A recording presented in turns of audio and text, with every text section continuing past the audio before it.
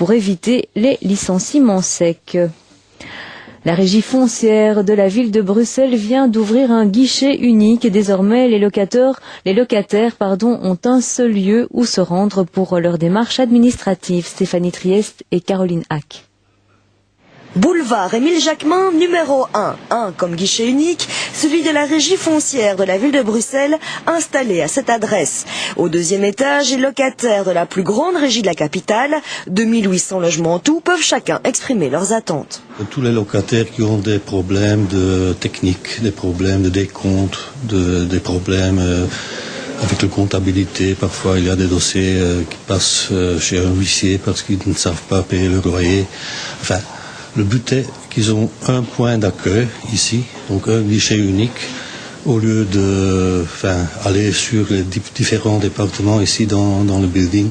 Seule l'agence locative reste au 19. Adieu Kafka, bonjour la rationalisation, c'est du moins la volonté affichée de l'administration. Je trouve pas qu'il y avait trop de problèmes. Bien sûr, il y a toujours des locataires, des nouveaux locataires surtout, qui cherchent un petit peu, mais les locataires qui sont là depuis quelque temps savent à qui s'adresser, savent qu'ils doivent venir ici au numéro 1. Pour remplir une fiche à l'accueil, précisant sa demande, ensuite...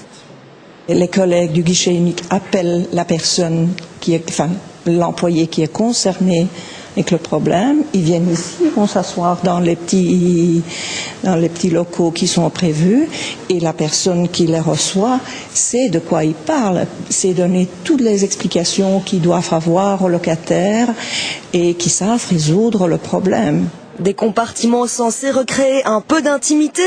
En semaine, le guichet est ouvert de 9 à midi et demi. Derrière, 5 personnes, voire 2 en période calme, accueillent le public et répondent au téléphone jusqu'à 16 heures. Évidemment, en ce vendredi qui a toutes les apparences d'un jour férié, les lieux étaient plutôt déserts. Le temps de se remettre des émotions d'hier.